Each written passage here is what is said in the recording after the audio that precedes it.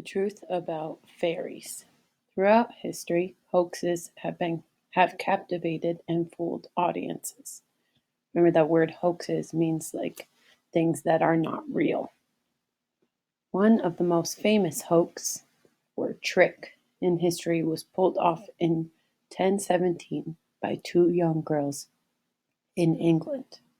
That was when 16-year-old Elsie Wright and her cousin, 9-year-old Frances Griffiths, managed to execute a prank that would fool many, including one of the most famous mystery writers in the world. That word fool means like a joke, and prank means to trick.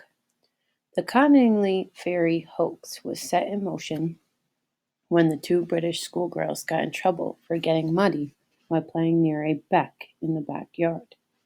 They claimed they only went near the stream to see their fairy friends. Elsie's father was an amateur photographer, which means he did it for fun, not for a job. And one day, the girls borrowed Mr. Wright's camera and took pictures in the field behind the family's house. The girls wanted to prove they communicated with fairies in the garden. When Mr. Wright developed the photographs, fairies could indeed be seen interacting with the girls. He considered them fake and banned Elsie from borrowing the camera again. So he was like, they're not real. You can't use the camera again. I don't know what this is, but it's not true. However, their mother, Polly, believed the girls. She was convinced the fairies were real and told others. So the dad thought they were fake, and the mom thought they were real and told other people. Word of the photo spread, and the story became a sensation in England, which meant everybody was talking about it.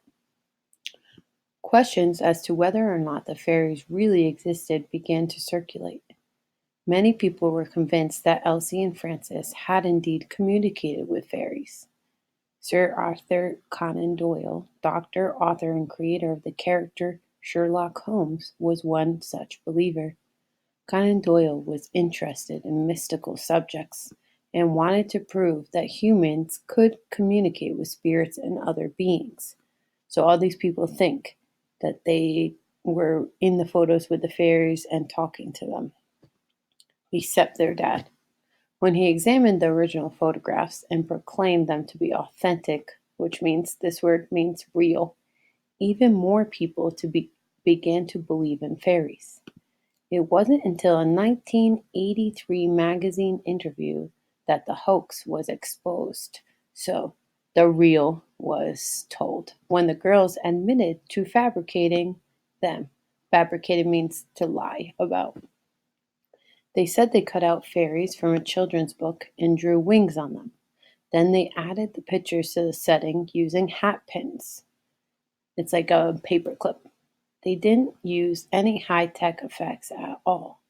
Elsie said that she and Frances were too embarrassed to admit the truth after fooling Conan Doyle. She said, two village kids and a bright man like Conan Doyle. Well, we could only keep quiet. Speaking of the first photograph, Frances said, I never thought of it as being a fraud or fake. It was just Elsie and I having a bit of fun. I can't understand to this day how people would have believed they were real fairies. I could see the backs of them and the hat pins when the photo was being taken. Interestingly, during the interview, the girls, then quite elderly or old, still insisted one of the 5 photos were genuine or real. This word, genuine, means real. 60 years have passed, and they were still trying to convince the world that fairies existed. So convince, another word for persuade.